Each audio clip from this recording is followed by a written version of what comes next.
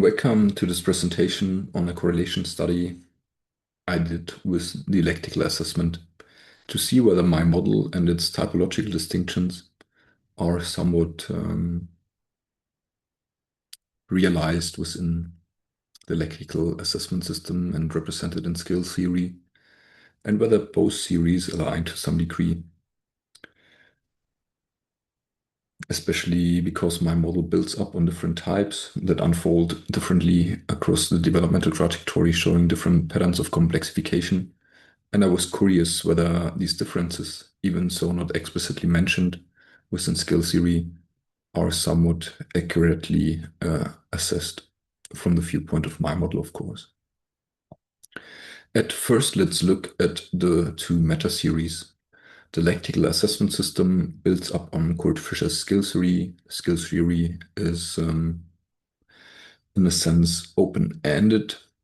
This means you have a pattern, a cycle that reiterates maybe infinitely, but maybe logically limited by a certain degree of complexity that would take too much time to further unfold across the trajectory and solve complex problems through your mind. The pattern builds up on threes in a way, even so you can say it would be four, but every fourth is a first again, so that a layer at here unfolds from single schemes to mappings where two single sets are interrelated towards something that's called a system, where some third aspect actually holds the mapping. And then finally, it starts over again with a single set that is a larger whole made up of the earlier operations. My model, on the other hand, is transcendentally closed, so it's not open-ended. We and I assume that there are four different tiers. Each tier represents a certain function, from identity to action or inversion to reciprocity to synthesis. But these four tiers are grounded within a fifth layer and originate from it, so that the fifth layer is basically the endpoint, the limit, or the sense of oneness throughout and within all earlier layers.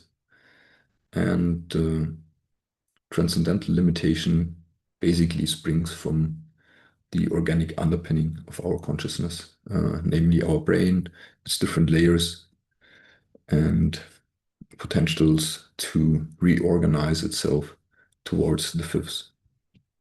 And we have another nice presentation that shows these transcendental underpinning within the material realm that I assume to be the foundational structure for psychological growth that we then perceive consciously. So when you assess with the LAS, the lectical assessment system, you basically need two things: the logical structure. So you look whether something is a single operation, a single abstraction, for example, whether a certain sentence shows one aspect of a certain level of complexity or a hierarchical order of abstraction, or whether there is a mapping and two abstractions, for example, are related maybe by an if-then logic, so they are coordinated in a linear fashion, or whether there is some higher level of logic and logical structure presence that can hold the mapping within a reciprocal or a systemic pattern of complexity. On the other hand, they assume that words have a certain hierarchical order of abstraction. So there are concrete words that relate to the senses, for example, touching, tasting, seeing, something that you see on the outside, like me or the computer. And on the other hand, there might be more complex terms that are abstract, for example, internal states like thinking, feeling, dreaming, seeing hierarchies, or whatever structures that are not directly represented in the outside world. And there are granular distinctions between different orders of abstraction, whether these are words or complete phrases. And by interrelating both dimensions, it seems LAS is assessing their stage trajectory. On the other hand, you have certain lectical phases. In this case, you see depicted 4 of them, 9a, 9b, 9c, and 9d. They are taken from a text that the correlation study was done with.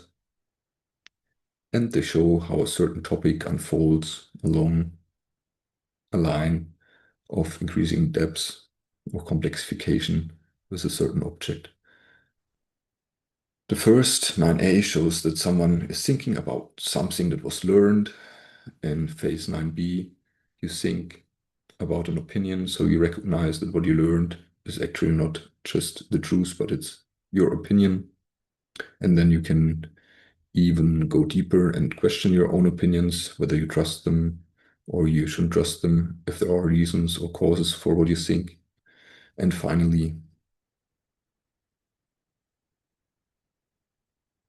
you might be even better able to see the reasons for your beliefs and opinions by judging them based on reality. So you bring some empirical sensuality into the unfoldment. So there is a certain logical structure in how the stage is subdivided. On the other hand, it can be done by conceptual maps that you see on top of the slide.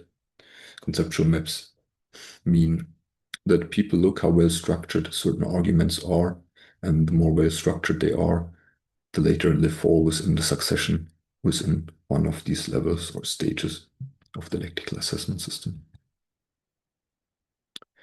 Now let's come to my model. What is the main difference towards all other models? I and we can assess different types. Sometimes I call them inside and outside view, but likewise you find them mentioned in the research on language acquisition, for example, by Catherine Nelson, as the Gestalt and the analytical processes that support us in acquiring language. And both use different mechanisms and unfold in slightly different ways. And my model figured out how these two types that are normally limited to childhood research unfold across all of these stages. And as far as we can tell, they are likewise related to self-assessments with the Myers-Briggs type indicator, where the Gestalt and inside view fall more in alignment with judging types, while the analytical perspective and the outside view is more aligned with perceiving. So there's above 90% agreement so far that we found. But this isn't nothing that we inquired into systematically.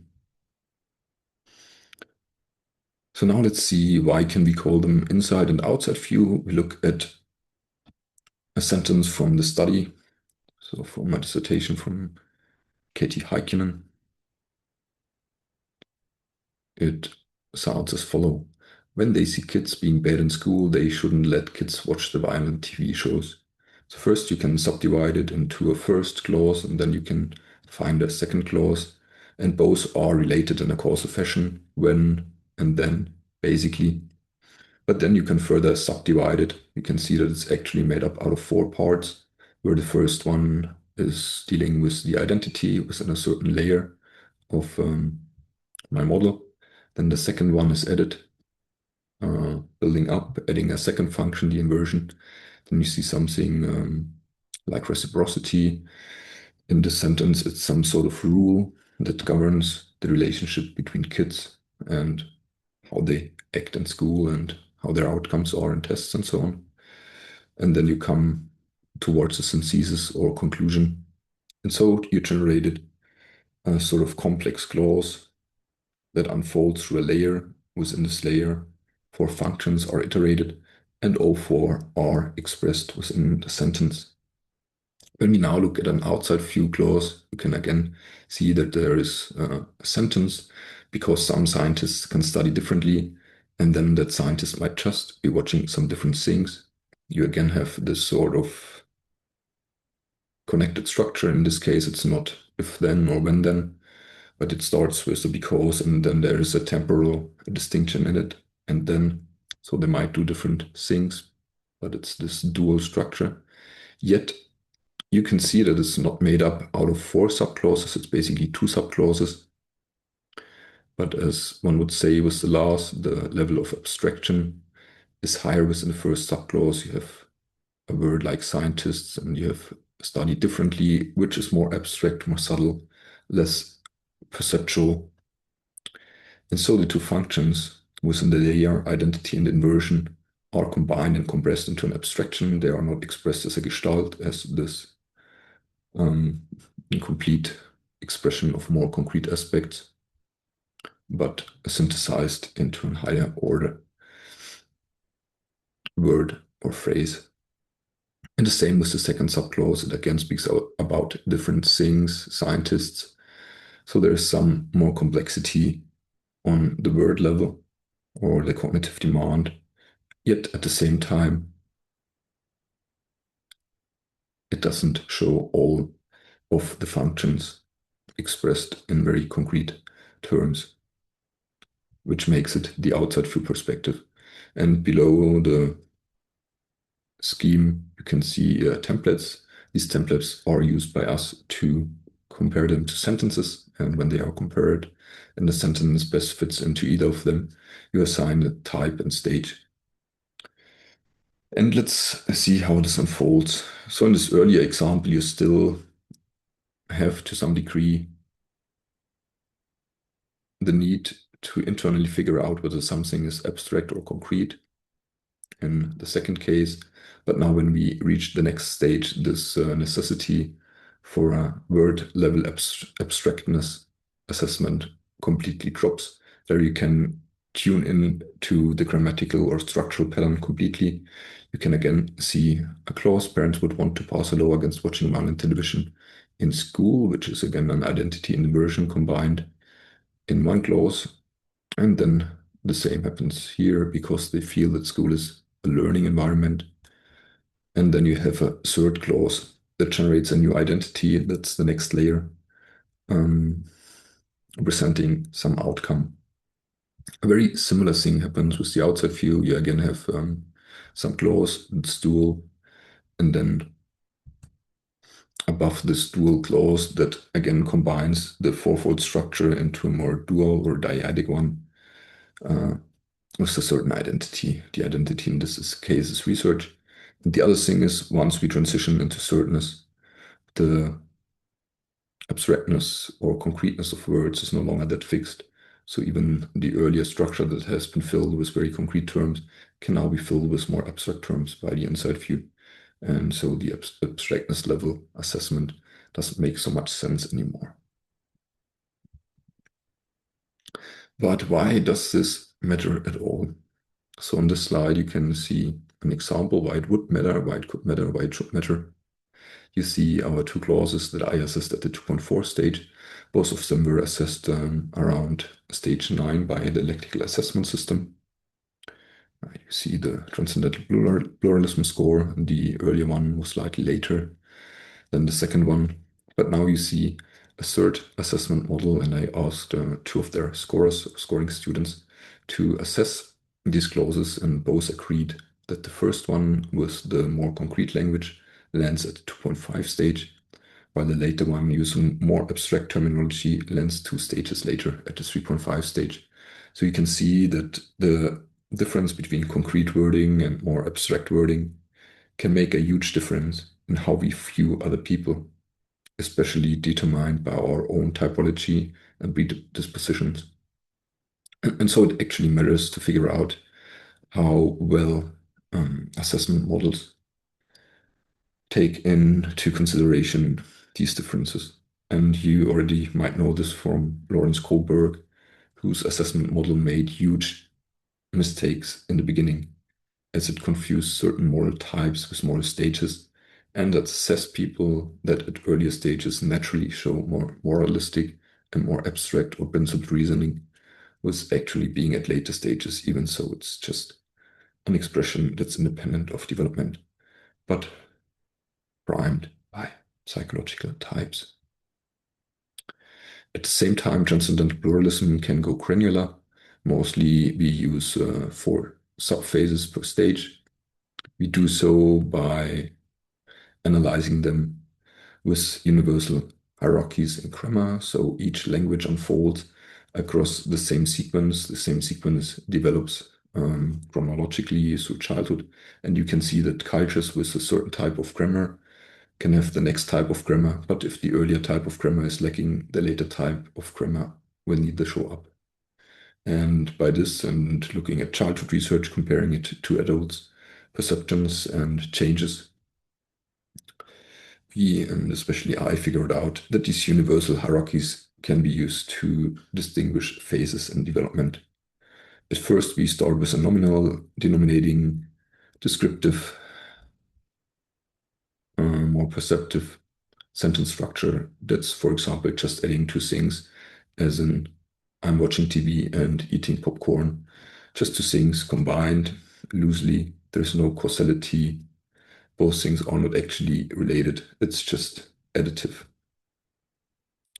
Then in the next step, you can see that languages who have a nominal grammar can likewise have an accusative grammar or a causal or hypotaxic sentence structure, such as in if I watch TV, then I learn, what you might know as mapping from the Lectical Assessment System. Two things are related and combined in a causal manner. You have a clear sequence from one subject doing something towards an object watching TV, and this then has consequences towards either the same subject or another one. Then you can go deeper. Sentences with accusative can grow into sentences that are coordinations. Coordinations use dative or genitive applicatives, which generate a reciprocal structure, such as in I watch TV and I learn from it. So there is no longer a temporal causality, but the watching TV, which is the object or the predicative object in the first clause, becomes, as the object of the second subclause, likewise the subject that feeds back. So you learn from the TV, the I is influenced by the object and not only through the agent in the beginning, through itself.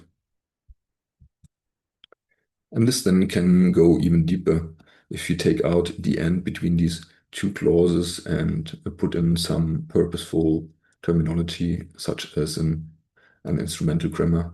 You get a co-subordination where the first clause is causing the second one with a certain purpose, and likewise the second one is feeding back again into the earlier one, so that you get a deep syntactical structure or the unity of the first and the second clause, not just by a feedback process or a feed-forward process, but by interrelating both loops into this unity.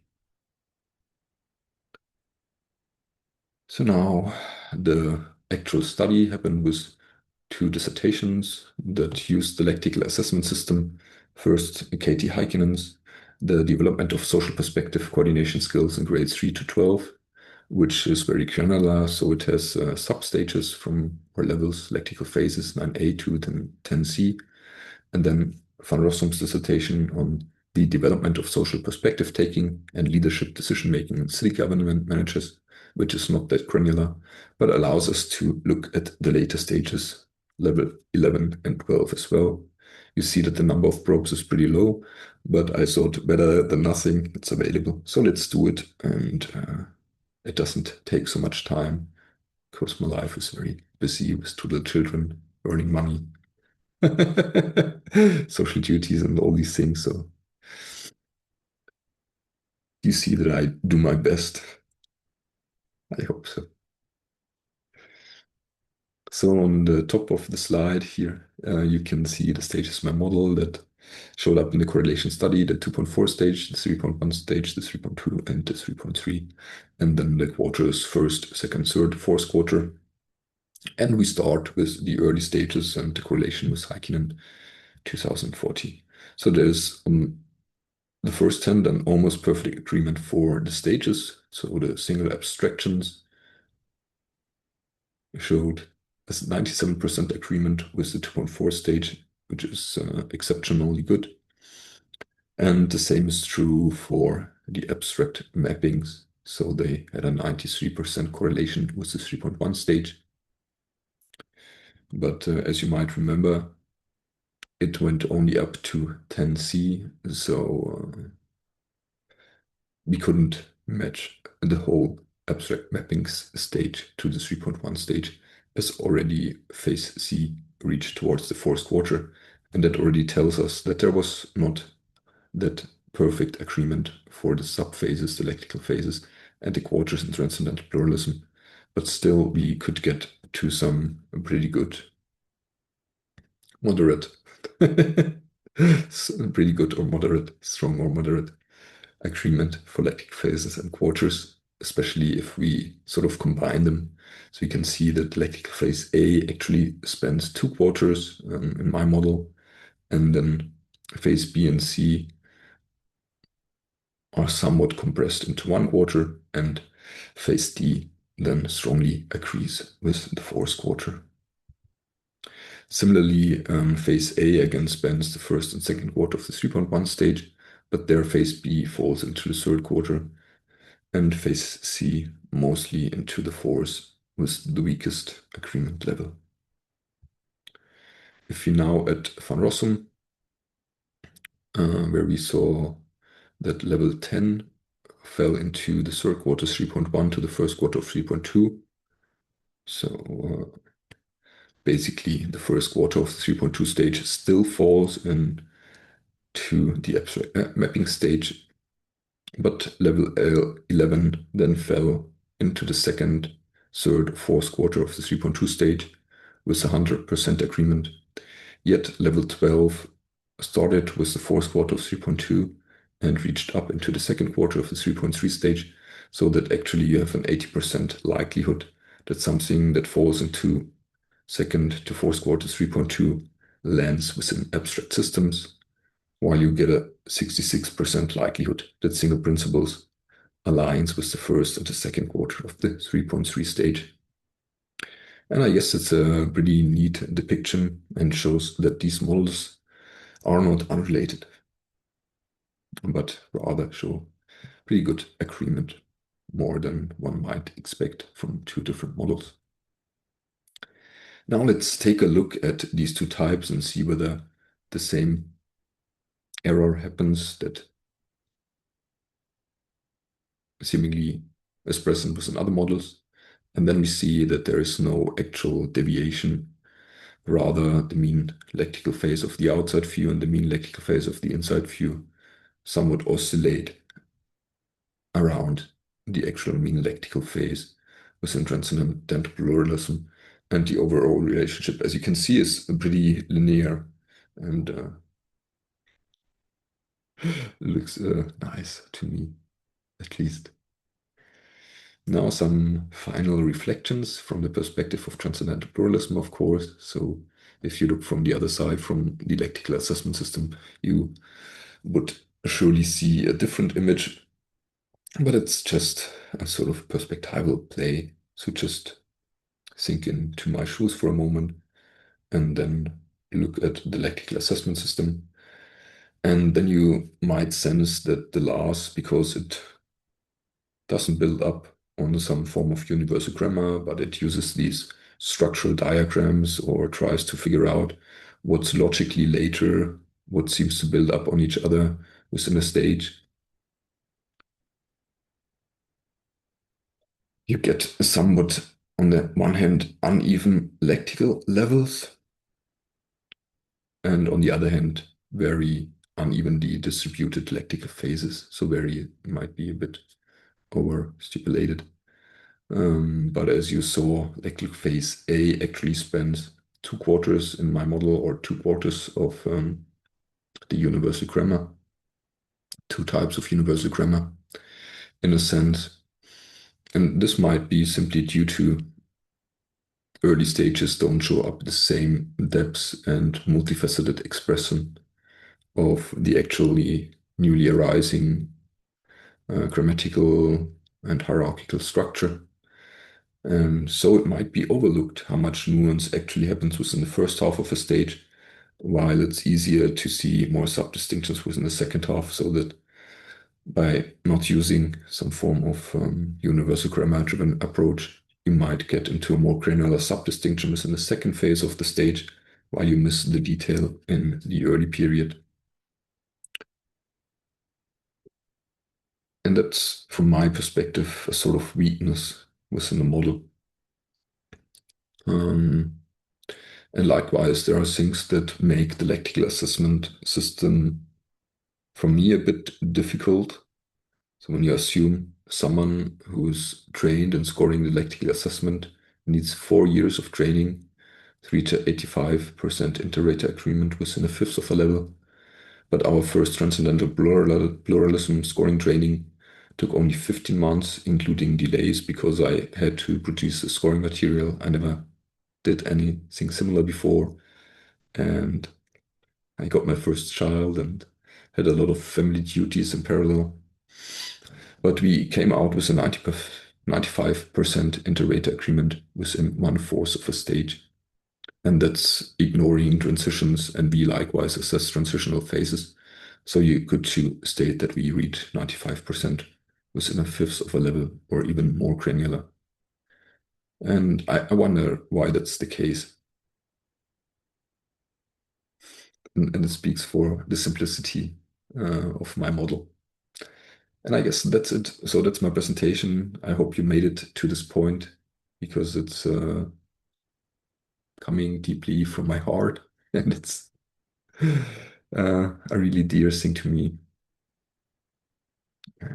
to offer it to you and offer it to the world as an alternative or accompaniment for other assessments, to get a more whole and comprehensive view of who we are as humans and how we evolve and how we can healthily and successfully shape our reality together. Thank you.